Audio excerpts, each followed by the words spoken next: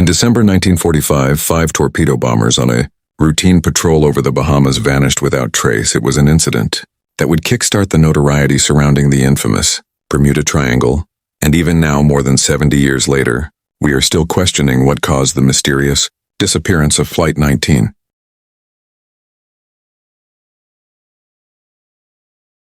Again at the western extremity of the Atlantic Ocean, flanked on three sides by the islands of Puerto Rico, Bermuda, and mainland Florida, there is a vast expanse of open water, which has allegedly provided the setting for many strange occurrences. The area known as the Bermuda Triangle spans 500,000 square miles and is home to some of the world's busiest ports and shipping lanes. But during the latter half of the 20th century, the triangle gained notoriety as it was increasingly reported that many ships and planes entering the region were mysteriously disappearing without a trace, never to be seen again. Despite numerous investigations and an apparent rise in the number of reported cases within the last 50 years, it seems very few people have been able to provide a clear and definitive answer regarding these vanishings. Perhaps the most well-known disappearance, a case which single-handedly kick-started more than half a century of foreboding surrounding the area, is that of Flight 19, a group of 5 torpedo bombers on a routine patrol flying out of Fort Lauderdale in Florida. It is a tale that has been told countless times before in many different incarnations, and unfortunately, like so many mysteries, it has not escaped the hand of embellishment. The sequence of events has become somewhat distorted over time, muddied by inaccuracies and omissions to the point where it is no longer obvious which version is the truth. Our aim here is to retell it as it was officially, report to dispel any myths and hopefully give a plausible explanation as to what happened, although we know in our heart of hearts that this is a mystery which will probably never be solved. Wednesday, the 5th of December 1945 started out sunny and bright, a typical Florida morning for the ground staff of Naval Air Station Fort Lauderdale, and one which promised excellent flying conditions. A series of bombing exercises were scheduled for that day to train new crews of student aviators in. Command of one of these crews was given to 28-year-old Lieutenant Charles Carroll. Taylor was an experienced pilot who had served 2 tours of duty in the Pacific Theater during World War II. He had accumulated more than 2,000 hours of flying time and had become a training instructor towards the end of the war. Aside from 4 other veteran pilots, most of the airmen were inexperienced flyers with an average of just 20 to 30 hours flying time apiece, so Taylor certainly had his work cut out. Nevertheless, he was confident they would get the hang of things quickly, and by that afternoon they were ready to embark on their training exercise flight. 19 took off at 2:10 p.m., comprised of 5 TBM Groom and Avengers, and made east for Hens and Chicken Shoals in the Bahamas. Their mission was to carry out a mock bombing run at a pre-designated area, then continue 90 degrees for 73 miles before turning 346 degrees north to head in that direction for another 73 miles. Finally, they would turn 241 degrees southwest for 120 miles, which would take them back to Fort Lauderdale, a total flight time of around 2 to 3 hours as the exercise progressed. Things appeared to be going smoothly. The squadron arrived at the bombing area and dropped their torpedoes in short order without any issues, but by 3:40 p.m., the first signs that something was amiss began to manifest. Several of the crewmen expressed feelings of discomfort and disorientation, and as they made their final turn back towards base, they noticed that hardly anything looked familiar at the same time. Back at Fort Lauderdale, another torpedo squadron was airborne and getting ready to head for the bombing range when their commander, Lieutenant Robert Cox, picked up an unnerving distress call from Flight 19. As Cox later recounted, he overheard an airman desperately asking for a position check, but no one could give an accurate answer. Cox intercepted the transmission and asked what the problem was, and to his surprise, a pilot identifying himself as Lieutenant Taylor responded with anonymous communication that would forever be cemented in Bermuda Triangle law. He stated, "Both my compasses are out, and I'm trying to find Fort Lauderdale, Florida. I'm overland, but it is broken. I am sure I'm in the Keys, but I don't know how far down, and I don't know how to get back to Fort Lauderdale." Confused by this statement, Cox radioed back to base, which had also been tracking the radio transmissions, and requested assistance for the beleaguered flight. Then he advised Taylor to put the sun on his port wing and fly north up the coast of Florida. Meanwhile, ground crew at Port Everglades also monitored transmissions and offered their assistance. Although it was a clear day, Taylor appeared unable to find the sun, but insisted the flight would turn northeast in order to avoid flying over the Gulf of Mexico. To complicate things further, none of the in-flight navigators could accurately place their position. Either Taylor was asked to switch radio frequencies because his signal was fading out, but for inexplicable reasons he insisted on maintaining his current channel, then changed course once more in the hopes of finding a recognizable landmark. By this time, numerous ground bases had been alerted to the squadron's apparent distress, but they could do little more than monitor radio transmissions and offer course corrections, most of which went unacknowledged, as Taylor's frequency faltered. To make matters worse, by 4:30 p.m., the weather began to deteriorate, which meant the crew risked having to navigate in poor conditions. No mean feat for experienced navigators, let alone raw recruits, especially during that era. At 5:15 p.m., Taylor reported that the flight was going to turn west in order to reach what he assumed would be Florida. But by then, Port Everglades had advised their fuel reserves would not hold out for much longer. This situation was confirmed when 5 minutes later, Taylor made what would be his last communication to Fort Lauderdale. "We'll continue to fly 270 degrees west until we hit landfall or run out of gas." Ground-based communications could no longer contact the flight, but could still monitor the crewmen conversing amongst themselves. For over an hour, by 6:20 p.m., they heard what would be Taylor's last order to his men. "We'll have to ditch unless landfall.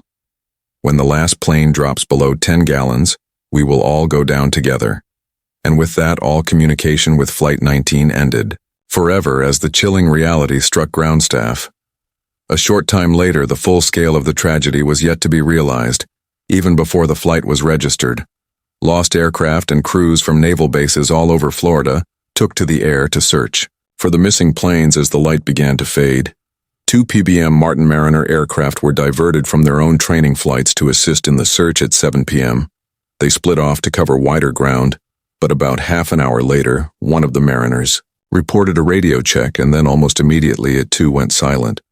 Naval authorities now had to search for a sixth plane, and for the next 5 days, hundreds of aircraft scoured the entire area for any sign of what had happened. By the time the search was called off on the 10th of December, more than 930 sorties had been flown in search of the lost squadron and the missing Mariner plane, but nothing was ever found, and for more than 70 years that has remained the case. Meanwhile, various news outlets had gotten wind of the tragedy, and authorities were flooded with questions, which they had no hope of answering. At that time, the Navy placed the blame squarely on the shoulders of Lieutenant Taylor, saying that pilot error had led to a miscalculation in navigation and ultimately doomed the flight to a watery grave. Many refused to accept this. However, pointing out that Taylor and at least 4 of his crew were highly experienced pilots, they questioned how they could have lost their way so easily, especially on a bright, clear day. Why had Taylor largely ignored the advice given to him by ground crew? Why had his navigational instruments failed so readily, and why had he not subsequently relied on the readings of his wingmen? Inevitably, in the years following the incident, many embellishments were added to the story. There were reports of Taylor and his crew expressing that the sea didn't look as it should and that everything appeared strange. There was also a famous line about them entering white water and even being chased by UFOs. The Navy denied that any of these transmissions ever took place. But strange events during that same era do seem to correspond with the notion of something untoward befalling the flight. There are various reports to suggest that planes were coming into contact with UFOs throughout the 1940s. During the Allied bombing campaign of 1943, Allied and German air crews allegedly reported seeing strange glowing craft hovering beside their planes and flying in erratic patterns 2 years after the flight. 19 case in 1947. American pilot Kenneth Arnold dramatically declared he had encountered a flying saucer in Nevada during a training exercise later that year. An unidentified craft supposedly crash-landed near Oswell Air Base in New Mexico. Although there is a broad range of theories regarding why disappearances occur in and around the triangle, UFOs have always been high on the list of suspects, and it didn't take long for people to associate them with the disappearance of Flight 19. Could UFOs or some other strange phenomenon have been responsible for the squadron's vanishing? It is unlikely none of the reported transmissions mentioned anything about unidentified flying objects or of strange phenomena occurring, but many staunch fringe theorists maintain that the original transmissions had been tampered with to remove any mention of alien craft. They claim that the supposed embellishments are in fact the real communications, and that those reported officially are pure fabrication in order to cover up the truth. Whatever the case, we may never know for sure. But it has to be said, the official explanation seems far more grounded in reality. Skeptics have rationalized the actions of Taylor and his men and presented a theory of what they believe happened, proposing that there really isn't a mystery at all.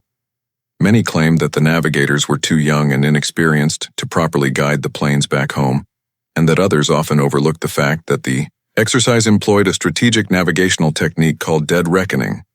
Dead reckoning is a method whereby a navigator uses the sun's position and the local time to establish their current position, and then calculates the position they will be in half an hour's time. In 1945, this technique was far from perfect, and for a rookie navigator, one can only guess how difficult it would have been.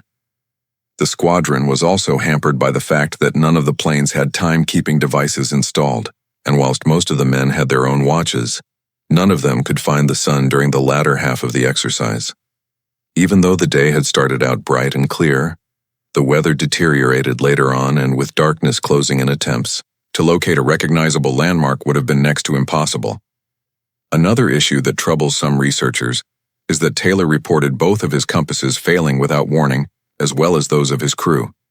It has been suggested that the Bermuda Triangle possesses certain magnetic qualities which are known to interfere with compass readings, and that ships and planes have fallen victim to the triangle due to this interference.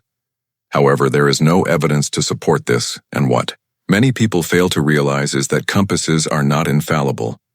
They will invariably give different readings over larger areas, especially one as large as the Bermuda Triangle personnel at Fort Lauderdale and Port Everglades triangulated Flight 19's last known position to approximately 80 miles off the coast of Florida due east of Palm Bay. It is believed that after the squadron had finished the first leg of its mission, instead of turning 346 degrees north-northwest, they had, in fact, turned 45 degrees to the northeast, which took them over Great Abaco Island instead of Grand Bahama. From the air, Great Abaco Island would have looked very much like Grand Bahama, and none of the crew would have been wise to their mistake, especially if they believed their compasses were malfunctioning after they had turned 241 degrees to the southwest. Thinking they were now heading back to Fort Lauderdale, they would have instead flown over the outlying Abaco Islands in the north known as the Fish and Pensacola Caves. And this is where the confusion began. The caves are a long, outstretched chain of islands, much like the Florida Keys. And from the air, they look very similar. Taylor mentioned specifically in his communication that he thought he was over the Keys, and at that point must have believed his compass was so far out of sync that the flight had actually turned southwest after the bombing exercise towards the Gulf of Mexico. How he accounted for the fact that they had arrived over the Keys in half the time it should have taken them is anyone's guess, but perhaps he assumed they had picked up a tailwind. If Taylor did believe he was over the Keys, then this would explain why he briefly turned due west before. Heading northeast, he was hoping to hit mainland Florida, but in reality was flying further out into the Atlantic Ocean. This is supported by the fact that Cox had begun to fly south in the hopes of locating the lost squadron, but found his communication with Taylor was deteriorating. This suggests that Flight 19 was flying in the opposite direction to him and was nowhere near the Keys. With Flight 19 now over open water, they made a number of course changes in the hopes of finding the mainland, but ultimately ran out of fuel and had to ditch in the ocean. Several transmissions were heard in which frustrated junior aviators tried to get Taylor to head west, believing they were heading in the wrong direction to begin with, but he insisted they continue on their course. Many have questioned why they didn't simply change course themselves, but the crew had started to panic, and in their desperation had probably turned to Taylor, the most seasoned and experienced pilot, to lead them back. To land, this coupled with their training and discipline probably prevented them from going against his orders. One of the biggest questions of all is why no trace of the doomed flight was ever found. A 5-day search in all directions should have turned up at least something: rubber life rafts or the crew floating helplessly in the water. But there are those who suggest that once the planes had ditched in the ocean, The men had likely perished on impact. The Avenger did not have the best record for landing on water. Perhaps the crews had escaped their planes but fell victim to shark's injury or even fatigue, and sank beneath the waves. As mentioned previously, the triangle is said to encompass almost 500,000 square miles of open water. And even for a case such as this, the chances of finding survivors, whilst not impossible, must have looked bleak at best. However, debris was found in the area. The Mariner aircraft was last reported but was never confirmed to be part of that plane. It sank below the waves before it could be examined. It is worth mentioning that the PBM Martin Mariners were prone to fuel leaks, and a random spark would ignite the aircraft mid-flight. As a matter of fact, the crew of the tanker SS Gaines Mills reported an explosion in midair at exactly the same time the plane fell off the radar, and in exactly the same area it was last reported. This seems rather conclusive, and although the cause of the aircraft's disappearance was not related to that of Flight 19's, it was nevertheless a tragic coincidence that they both vanished on the same day and in the same expanse of water. Whilst we can only surmise the true cause of these disappearances, whether an unfortunate sequence of events or something more sinister and unexplained, it seems that the mystery surrounding this case and that of the triangle itself are inextricably linked. As one gains in notoriety, so too does the other. Many believe that finding the missing squadron will somehow yield the key to solving, and thus understanding why the triangle has become such an enigma, and we will undoubtedly return to this part of the world.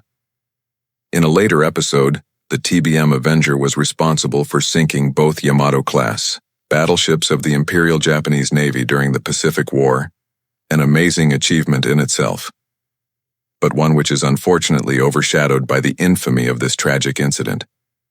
We must also take a moment to remember each of these men, young, confident American boys who boldly took off from the tarmac at Fort Lauderdale and flew out into that vast shimmering horizon, seeking only to serve their country and honor their family name. They could never have known their fate, but perhaps one day we will.